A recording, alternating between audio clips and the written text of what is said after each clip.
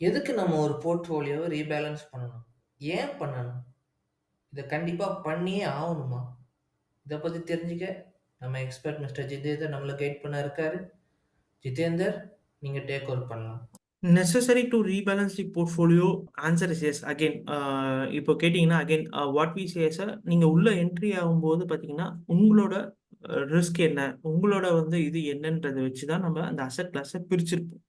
So again, so if you say strategic ஒரு வியூவில் பார்க்குறீங்க, உங்களோட அலோகேஷன் டைப் வந்து உங்களோட ஸ்ட்ராட்டஜிக் வியூவில் பார்க்குறீங்க, அதாவது கோல் ஓரியன்டான வியூவில் பார்க்குறீங்க அப்படின்னா, தென் ஒரு ஃபிக்ஸட் அசெட் கிளாஸாக எடுக்கிறது. அதாவது 50% நான் ஈக்விட்டிலங்க, 30% டெட்ல போடுறேன் அண்ட் 20% வந்து நான் கோல்ட்ல போடுறேன். இப்படின்ற ஒரு ஹைரார்கி எடுத்து நம்ம வச்சுருவோம்.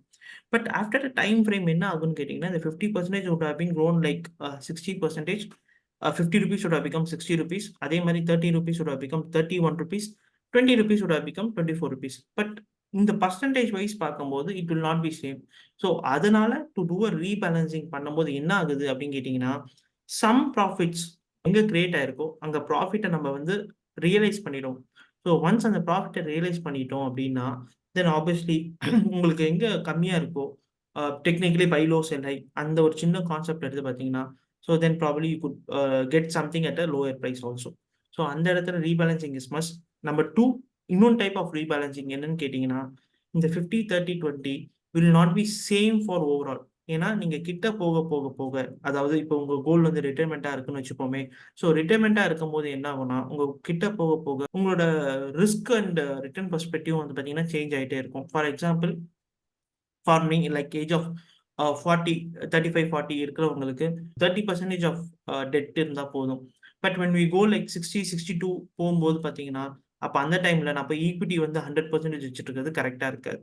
ஸோ அந்த இடத்துல based on your risk change and again your goal change base பண்ணி you should also do a rebalancing. So 2 types of rebalancing என்ன பொறுத்தவரைக்கும் மஸ்ட். ஒன் இஸ் உங்களோட ஃபிக்ஸட் அசெட் அலோகேஷன் வச்சுட்டு இருக்கணும் அப்படின்னு நினைச்சீங்கன்னா, தென் தட் இஸ் மஸ்ட்.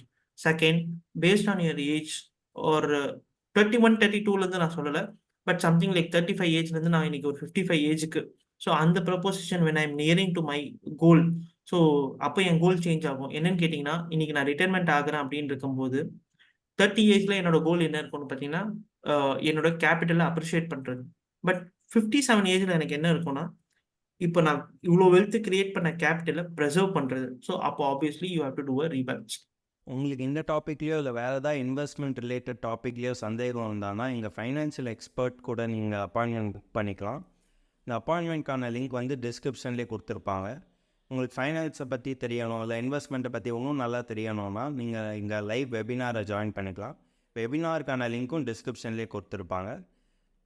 இந்த webinar வந்து அப்சல்யூட்லி ஃப்ரீ. இன்னொன்று, உங்களுக்கு இந்த வீடியோ பிடிச்சிருந்தா லைக் பண்ணுங்கள், உங்கள் சர்க்கிளில் ஷேர் பண்ணுங்கள், மறக்காமல் சப்ஸ்கிரைப் மட்டும் பண்ணிடுங்க.